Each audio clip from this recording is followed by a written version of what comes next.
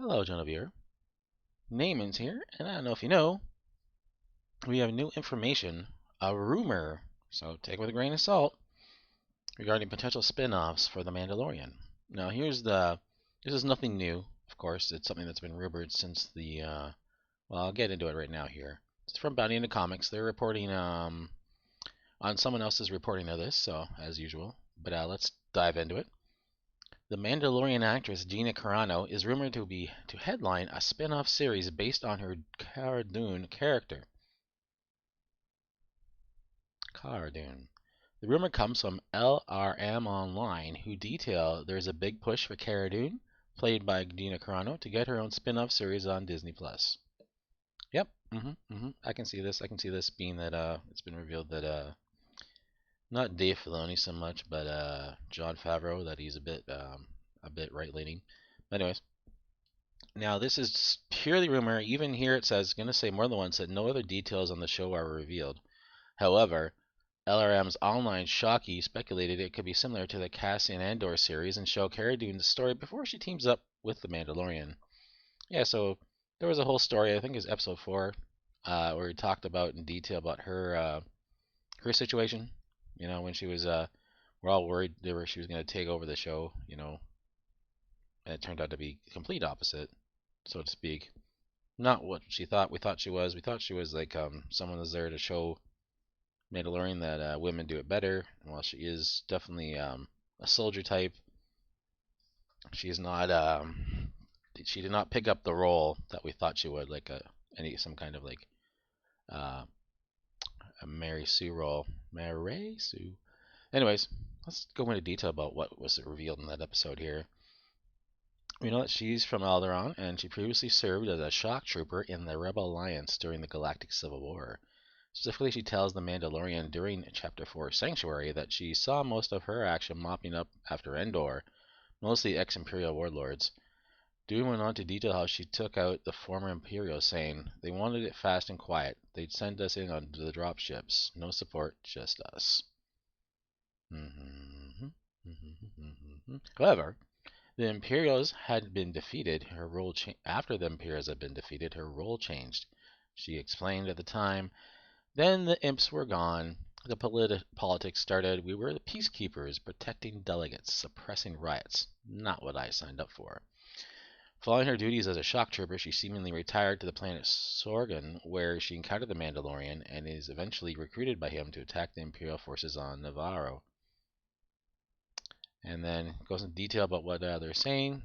Basically repeating, like I said, that there you say they don't have any specific details about the show. But that Corey Van Dyke of Kessel Run Transmissions, who previously scooped the Bad Batch animated series, backed up LRM Online's report in writing. "We can definitely back this up with something, as it's something we heard from our sources a while back."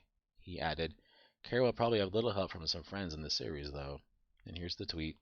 There's LRM Online basically dropping the news, and Corey Van Dyke coming in and say, "Yeah, I've heard this. Yeah.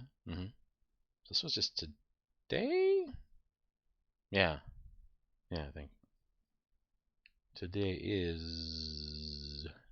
the 14th. This just dropped a couple hours ago. This tweet.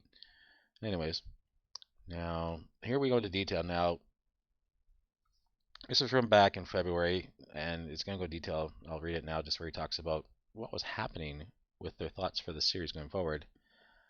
Back in February, as part of Disney's second quarter investors call, Iger stated the priority in the next few years is television, with The Mandalorian Season 2 coming in October, and then more coming from The Mandalorian thereafter, including the possibility of infusing it with more characters and the possibility of taking those characters in their own direction in terms of series. And we've seen this with the trailers for Season 2. New characters. Lots of rumors flying right now that that the Mandalorian, the actor plays the Mandalorian, is not happy with the changes and is basically causing a ruckus. And while they are been able to resolve it by the sounds of things, like those rumors were not really substantiated correctly or fully, I guess is the word I'm looking for. But that is where we're at with that. So there is a possibility that here he is. Relating the call, he added the priority for Star Wars was television. So the priority for Star Wars media term is going to be, I'll call it television for Disney Plus, and then we will have more to say about development of theatrical soon after that. Yeah, but and then in the meantime, since February, the coup happened.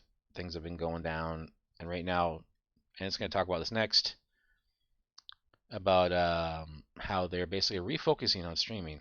And I've done a video about it, which I'll link right here. And it just talks about how they are restructuring to focus on streaming, that everything that's streaming related or even film related is all going to be under one umbrella, one huge umbrella. So you got animation, actual Marvel Studios, and things like that, all being under the overview of one person, because they're going to start moving towards making content that can just be quickly made and pushed over to the streaming service, and spend less money overall. And anything that's movie related, they're probably going to not dump on, but put on Disney Plus as not a low rent, but as a more tightly budgeted situation. So, anyways, here's the discussion in this article about the announcement. Just this week, Disney reported that it is restructuring its business to focus more on Disney Plus. In their announcement, they state, in light of the tremendous success achieved in the state to date in the company's direct-to-consumer business, and to further accelerate its DTC strategy, the Walt Disney Company today announced a strategic reorganization of its media and entertainment businesses. So yeah, so here it talks about the structure here. Disney's world-class creative engines will focus on developing and producing original content for the company's streaming services as well as for its legacy platforms, while distribution and commercialization activities will be centralized into a single global media and entertainment distribution organization. And that's what I talked about, the fact that they're bringing Marvel Studios, Lucasfilm, Animation Studios, everything else, like all the stuff they grabbed from Fox, which has had the Fox name stripped off them, of course. So you got 20th Century and Searchlight. Anyways, so that's all being bundled up together under one person, like overseeing all that and how it gets managed. He's a former merchandise guy, merchandising and magazine guy. So it'll be interesting to see what happens there. And here's more of the statement from Bob Chapek. Given the incredible success of Disney Plus and our plans to accelerate our direct-to-market consumer business, we are strategically positioning our company to more effectively support our growth strategy and increase shareholder value. And just continues on talking about the different services that are being centralized. Anyways, that's all I got to say about that. This has definitely been an interesting rumor. It is just rumor as far as the actual show involved, but it does make sense that these shows will be coming down the pipe at some point, whether it's now or later. Basically, expanding the direct universe that's been pushed onto Disney Plus, including offshoots of The Mandalorian, whether it's prequel type stuff just to explore the different characters, or future stuff where characters are introduced and then spin off into their own, like they come in and they help and then they leave, whatever they happen to do after that, whether they're an assassin or like just a Jedi that's hiding from whatever.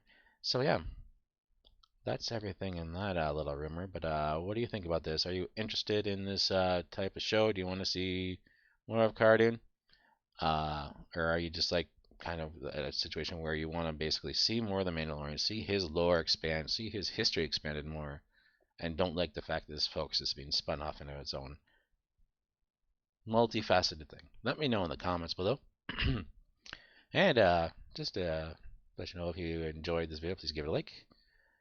If you like this type of content, please subscribe to the channel, share it around with all your friends, and I will see you in the next one. Bye for now.